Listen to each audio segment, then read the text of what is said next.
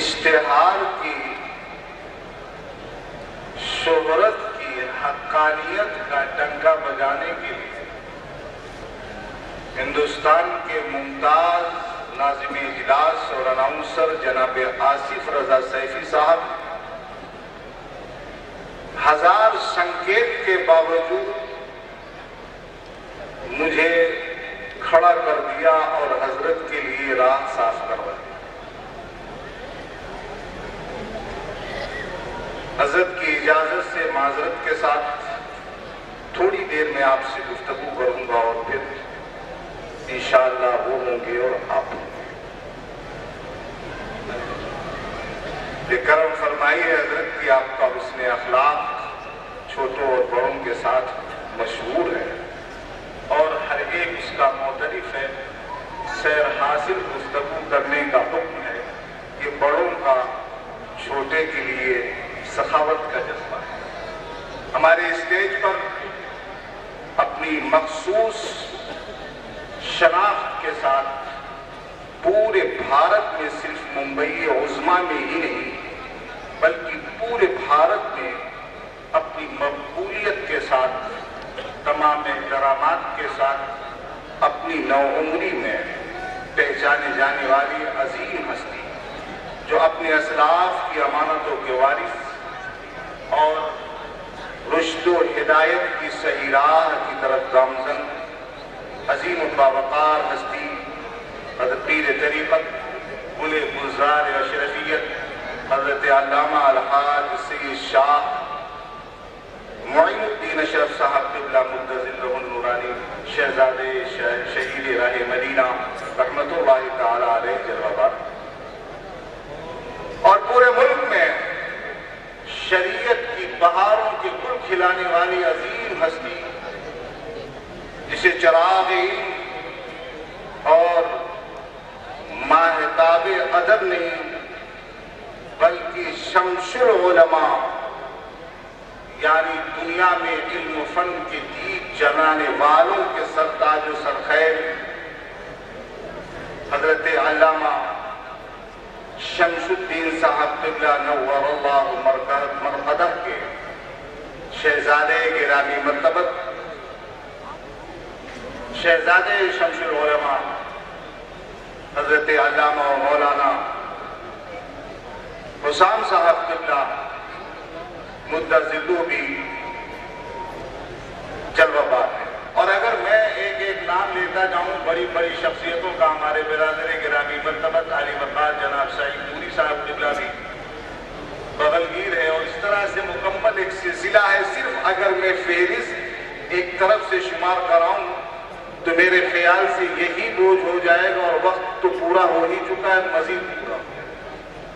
اس لیے آئیے برسرے مطلب کچھ گفتگو کر لی جائے اور بات ختم کر دی جائے۔ سب سے پہلے میں مبارکباد پیش کرتا ہوں اس قصبدوش پور کے تمام تر ان نوجوانوں کو اور سرپرستی فرمانے والے بزرگوں کو جنہوں نے اپنی تمام تر ہمت افزائی کے ساتھ اس صحن کو حسین گلشن بنا دیا ہے اور لوگوں کو اس طرف متوجہ کرنے کی کوشش کی ہے کہ اگر ہم صحیح ڈھنگ سے دین کا قلعہ تعمیر کریں تو ہمیں بار بار اتحاد کی دعوت دینے کی ضرورت نہیں ہے۔ ہم اپنے رسول کی محبت اور علم دین کے نام پر خود ایک شکل اتحاد کا مظاہرہ کر سکتے ہیں۔ آج سب سے بڑا طعنہ پورے ملک میں دیا جاتا ہے کہ مسلمانوں کے اتحاد کی ضرورت ہے۔ حالانکہ میں یہ عرض گزار ہوں گا، ہمارے قاری رئیس صاحب قبلہ فصیح اللسان کے نام سے جانے جاتے ہیں، تشریف فرمائے، انہوں نے فرمایا تھا کہ سب سے زیادہ اتحاد اگر کسی قوم میں بھارت میں ہے، بالخصوص اتر پردیش میں ہے، تو وہ مسلمانوں میں۔ اس لیے کہ پچھلی حکومت بنی تب بھی ہمارے ووٹ سے اور آج کی حکومت بنی تب بھی ہمارے ووٹ سے، یعنی دانستہ یا غیر دانستہ طور پر ہم اپنی دینی اور مذہبی حمیت کو پیش نظر رکھتے ہوئے خود بخود اسی راہ پر چلتے ہیں اسلام جس کی طرف ہمیں بلاتا ہے۔ آج بھی مسلمان اپنی آنکھیں صبح و شام جب کھولتا ہے تو حیرانی اور پریشانی میں نظر آتا ہے۔ یہ ٹیکنیکل دور ہے، ترقی کا دور ہے، سائنس کا دور ہے، میڈیا کا زمانہ ہے۔ پہلے انسان تعلیم یافتہ ہوتا تھا، تب خبریں پڑھتا تھا اور لوگوں کو سناتا تھا۔ روز صبح سویرے جب آنکھیں ملتا ہوا باہر نکلتا تھا تو اسے اخبار کا ایک پرندہ نظر آتا تھا، بہت دیر تک بیٹھ کر مطالعہ کرتا تھا۔ جو ہندی جانتا تھا وہ ہندی میں پڑھتا تھا، جو انگلش جانتا تھا وہ انگلش میں پڑھتا تھا، جو اردو جانتا تھا وہ اردو میں پڑھتا تھا۔ الگ الگ زبانوں کے الگ الگ اخبار، الگ الگ خطے میں وہ میگزینیں آتی تھی، رسائل آتے تھے، ان کا مطالعہ کرتا تھا۔ مہینوں کے بعد یا کم از کم ایک روز گزر جانے کے بعد اسے کسی خبر کی اطلاع ہوتی تھی۔ زمانے نے ترقی کیا، حالات میں تبدیلیاں آئیں، سائنس میں تبدیلیاں آئیں، ترقی کی راہیں ہموار ہوتی گئیں، انسان نے سہولت فراہم کی۔ اب اس نے ایک ایسا ڈبہ تیار کیا کہ جب جب اس کا کان ایٹھا جاتا تھا تب تب وہ آواز لگاتا تھا، ریڈیو سے خبریں آتی تھیں، انسان سنتا تھا اور سہولت کے ساتھ جان لیتا تھا۔ اب تعلیم یافتہ ہونا ضروری نہیں، اب ایجوکیٹڈ ہونا ضروری نہیں، اب اس کے لیے بہت زیادہ نالج ہونا ضروری نہیں ہے، بلکہ وہ قوت سماعت اور زبان کی فہم اگر رکھتا ہے، زبان کی کا شعور رکھتا ہے، سمجھنے کی صلاحیت رکھتا ہے، تو وہ خبروں کو سنتا ہے اور سہولت کے ساتھ سمجھتا چلا جاتا ہے۔ انسان نے اور ترقی کیا، ٹیکنیک نے اور ترقی کیا، سائنس نے اور ترقی کیا، انسان سورج کی شعاعوں کو گرفتار کرنے لگا۔ اب چاند پر قدم رکھنے کے بجائے مریخ پر مکان اور دکان بنانے کی سوچنے لگا۔ اس نے سیٹلائٹ تیار کر لی۔ انسان اپنے گھر میں کیا کر رہا ہے، سمندر کی تہوں میں کیا ہو رہا ہے، آسمان کی گزرگاہوں سے کون کون سے سیارے اور ستارے گزر رہے ہیں، سیٹلائٹ کی طاقتیں انہیں گرفتار کر رہی ہے۔ ہاسپٹل میں انسان کھڑا تھا، بس اسٹینڈ پر، روڈ ویز پر انسان کھڑا تھا، ریلوے اسٹیشن پر انسان کھڑا تھا، راہوں سے گزر رہا تھا، مارکیٹوں اور بگ بازاروں سے گزر رہا تھا۔ جب جب وہ اپنی آنکھیں اٹھا رہا تھا، ایک سیما بھی ٹپا اس کی نگاہوں کے سامنے دکھائی دے رہا تھا۔ اب اسے سننے کی ضرورت نہیں ہے، اب اسے صرف اور صرف پڑھنے کی ضرورت نہیں ہے، اب اسے محنت کرنے کی ضرورت نہیں ہے۔ اپنے گھر میں وہ کھانا کھا رہا تھا، ریموٹ سے بٹن دبائے جا رہا تھا، ایک چھوٹی سی اسکرین پر دنیا کی ساری خبریں دیکھ رہا تھا۔ برسوں بعد جس جگہ کی اطلاع ہوتی تھی، آج حادثہ ہوا نہیں کہ انسان کی نگاہوں کے سامنے ہے، سیٹلائٹ کے ذریعے اسے قید کر لیا گیا ہے، انسانوں کو باخبر کیا جا رہا ہے۔ ایک بندہ مومن جب علاج کے لیے گیا تھا، جب سامان خریدنے کے لیے گیا تھا، جب وہ ایئرپورٹ پر گیا تھا، جب وہ بس اڈے پر گیا تھا، جب وہ اپنے گھر میں گیا تھا، جب جب اس سیمانی پردے کی طرف اس کی نگاہیں جا رہی تھی، جب وہ ٹیلی ویژن کی اسکرین پر دیکھ رہا تھا، تب اسے لہو دکھائی دے رہا تھا، تب اسے پریشانیاں ہو رہی تھی۔ انسان کی جلی اور کٹی لاشیں اس کی نگاہوں کے سامنے تڑپتی نظر آ رہی تھی، بے چینیوں کا شکار ہے۔ آخر انسان کتنا بڑا مجرم ہو گیا ہے، انسان کتنا بڑا ظالم ہو گیا ہے۔ پروردگار ہمارے رہا انسانیت کا لہو بہاتے ہوئے اس کے ذرا بھی رحم نہیں آتا۔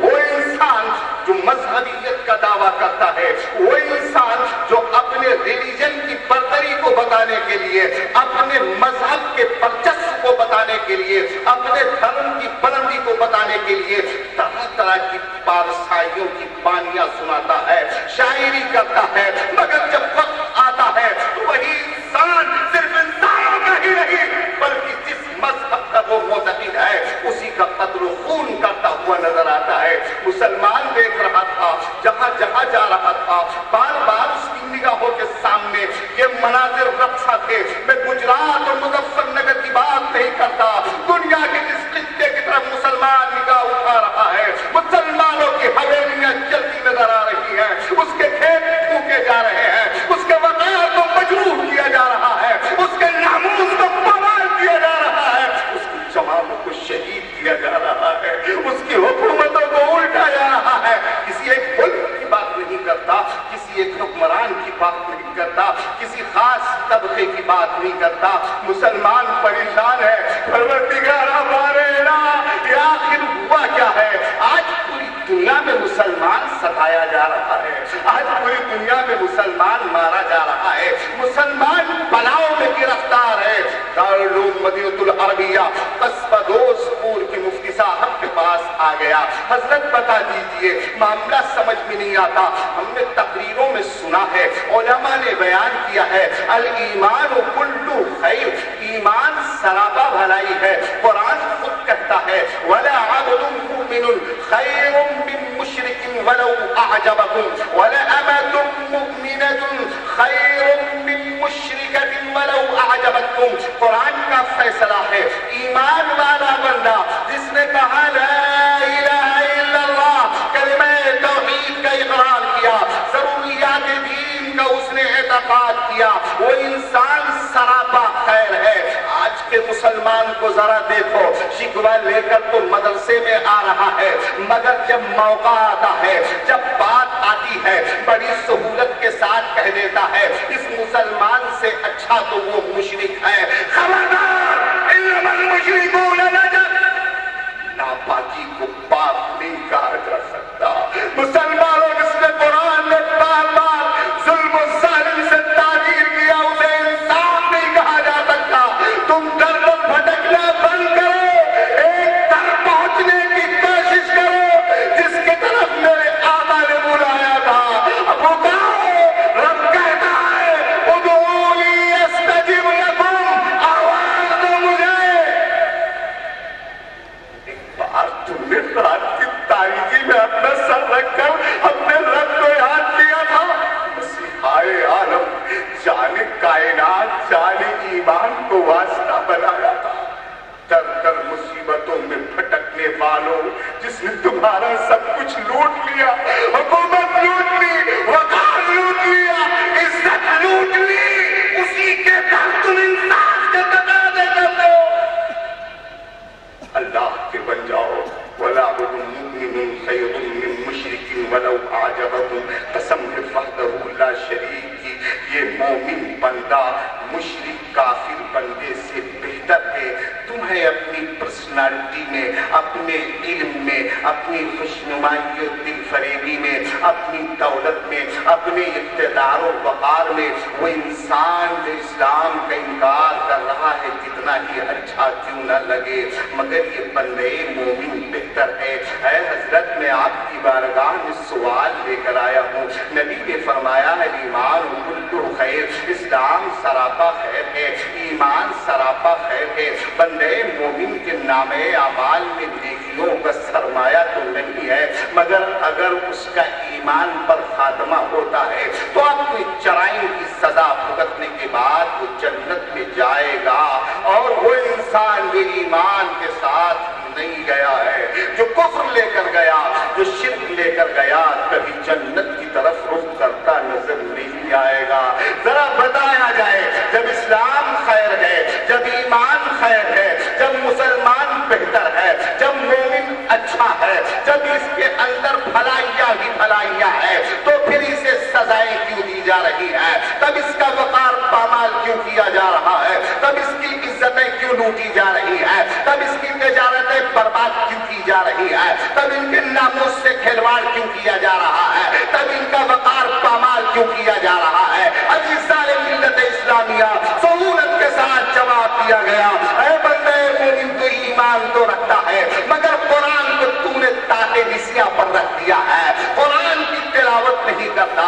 اور اگر تو قرآن کی تلاوت کرتا ہے تو صرف ایصال ثواب کے لیے کرتا ہے، قرآن سمجھنے کی کوشش نہیں کرتا۔ اور اگر بڑی ہمت سے کام لیا تو نے تو صرف قرآن کے ترجمہ کا مطالعہ کرتا ہے، اس کی تفسیر کی طرف نگاہ نہیں ڈالتا، اور ادھر ادھر جانے کی تجھے ضرورت نہ تھی۔ اگر تو صرف قرآن کی ایک آیت دو آیت کو سمجھ لیتا تو تیرا یہ سوال ہمیشہ کے لیے ختم ہو جاتا۔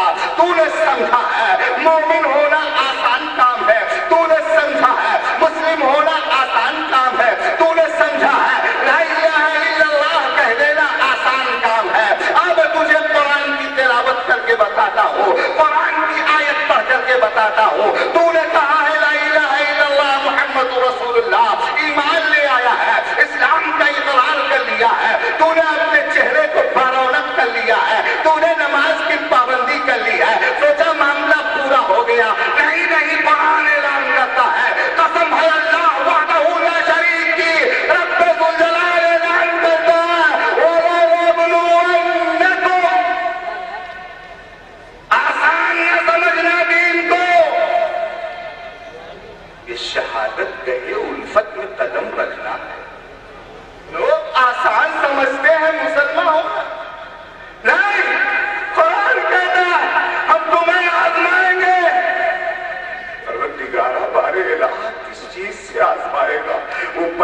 کیا ہوگا, وہ کوئسچن کیا ہوگا, وہ سوال کیا ہوگا, وہ ابتلا کیا ہوگی, وہ آزمائش کیا ہوگی, کیسے پرکھا جائے گا, کس کسوٹی پر جانچا جائے گا.